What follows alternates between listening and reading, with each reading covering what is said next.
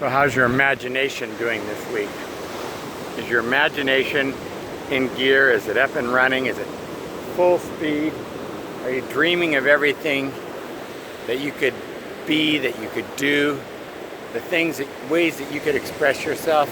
See, that's what imagination's about. And imagination that explodes, I don't know, here in your brain or here in your heart or somewhere in your spirit. The imagination just comes out and you think about the things that could be instead of the things that are. I was in Navarre, Ohio back in the 90s. Navarre is a little tiny town up in northeast Ohio. My in-laws lived there. I was running at the time, like I'm running now, and I wanted to go on a long run, about a 20-mile run, so I headed out, and I just had a glorious run. In fact, along the way it was hot, it was humid, the way northeast Ohio can get, and so I shed my shirt. I wear these little 3-inch shorts. I was in maybe, I don't know, 3 ounces of clothing. And at about 15 or 20 miles out, I realized on these little backcountry roads of Amish country that I was completely lost. Hadn't taken any water with me. I was all alone. No cell phone. No way to contact anyone, just farms and woods all around me. And roasting hot midday sun and humidity.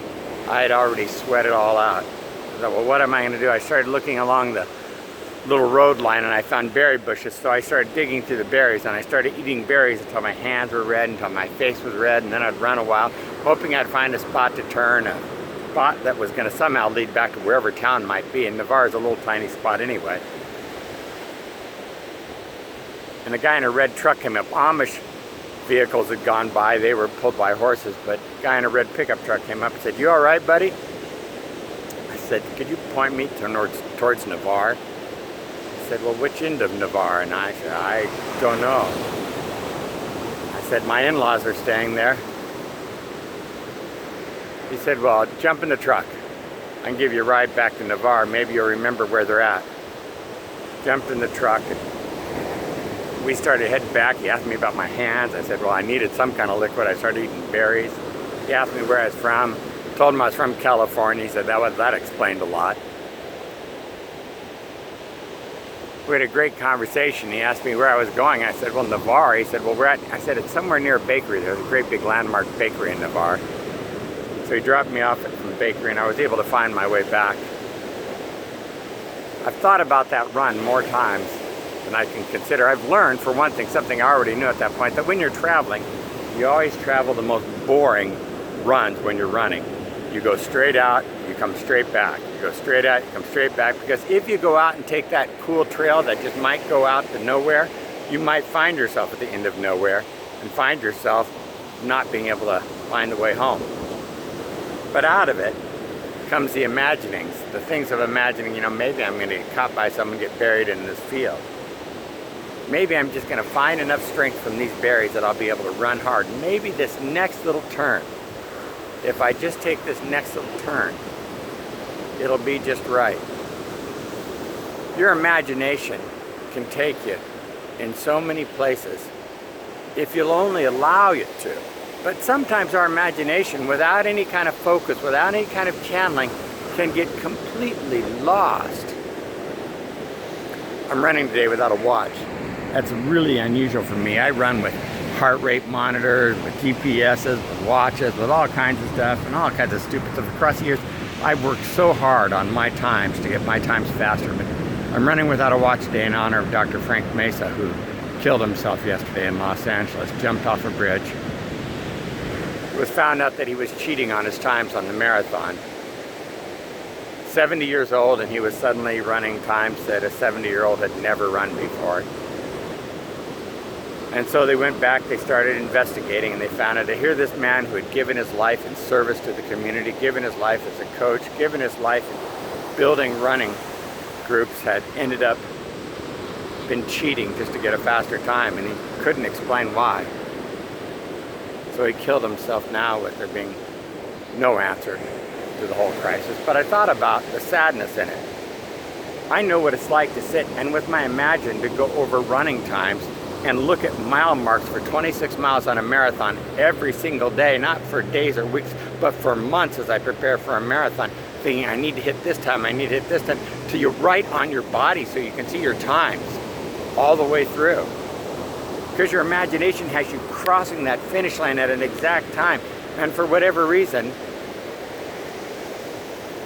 Dr. Mesa thought about cheating until the point that he got caught, until the point that he couldn't take it at 70 years old. When I think back about my running, I remember a lot of my times, from my 5Ks, from my 10Ks, from my half marathons, from my marathons. But this is the truth. I don't think about my times. I think about the good times I had with people. Think about the good times I had with friends.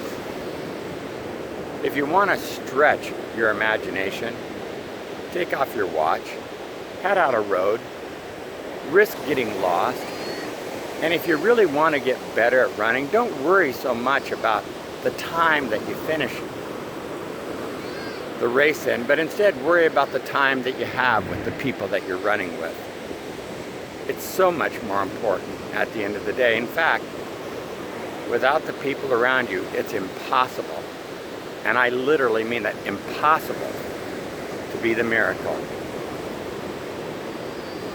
Be the miracle today. Connect with people around you. Love them. Just value your time with them. Take off your watch and just give yourself wholeheartedly to them.